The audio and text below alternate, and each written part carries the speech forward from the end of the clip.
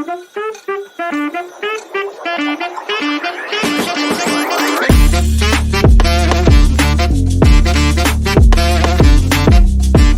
guys, welcome back to the Gully Cricket Showdown. I'm Pankaj alongside Mukul. Today we'll be discussing the ongoing India tour of Australia, where the ODIs are done, and unfortunately India has lost 2-1. But we are also going to have five T20Is coming in, starting the day after tomorrow. And before discussing that, I do want to discuss about the three matches that we have had so far. Mukul, of course, lost two matches, and I think we were all excited about just Rohit and Kohli coming back into the squad and playing. Yeah, I mean the series itself, I don't think many people cared about it, to be honest.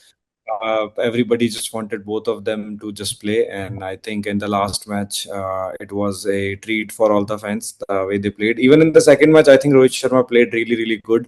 Virat Kohli, if he would have survived a few more deliveries, maybe the match could have been ours. Still, I think the second match was well fought. India should have technically won that match, but I think Cooper Connolly and Mitchell Owen really played out of their skins to take that away. Also, I think team selection is a bit strange, if you ask me. Like, Jasprit Bumrah played a West Indies series in India, Test match series, which was like, I mean, I would say insignificant, but I think he would have been better suited here. So he should, if he was part of the squad, I think then India would have maybe won the series, because in Australian conditions, obviously a bowler like Bumrah is like a great asset to your team. And also in the second match, maybe Kuldeep they would have played. But anyways, the series is done. People wanted to see Virat and Rohit. They got to see Rohit scored a very, very good 100.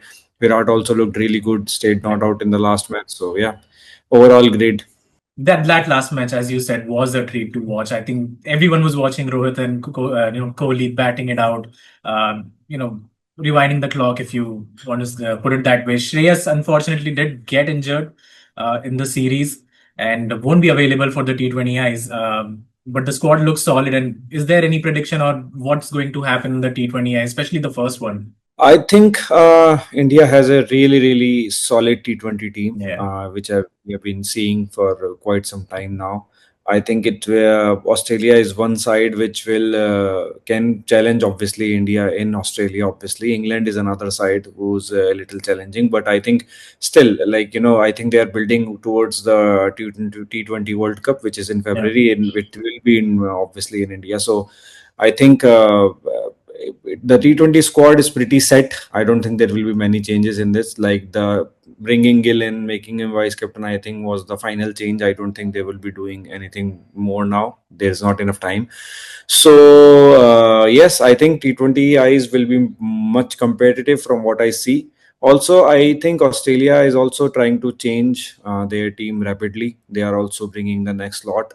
So you see a lot of not new players. I mean, we have seen them in domestic and BBL and everything, and they've been playing on and off. Some of them are part of IPL also. But I think the squad overall looks very different. There is no Pat Cummins, there is no Maxwell. Warner has retired. Smith is retired. Yeah. So I think the mostly like Matthew Short is there. Then Josh Phillip is there. Mitchell Owen has joined. Nathan Ellis is a part of squad regularly now. Xavier Bartlett is there. Sean Abbott is there. So I think they are changing the team rapidly, and I think they are also building. But I think Australia, being Australia, are really tough. It won't be easy to beat them. But I think hopefully the Abhishek Sharma and Tilak and Sanju and everybody continue their red hot form from the Asia Cup and then deliver. I just want to see Surya Kumar perform, because I think he's been not performing for quite some time now. I mean, his captaincy is okay, he's decent, and he's been winning the series, so he's getting sidelined.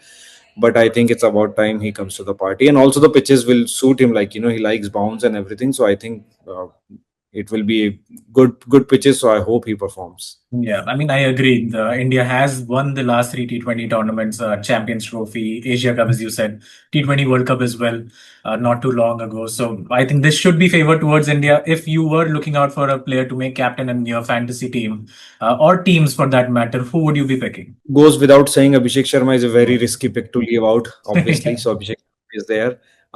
Mitchell Marsh is in good form, and I think I usually don't rate Mitchell Marsh too high, to be honest with you, and especially when he's not bowling also, which is not right now.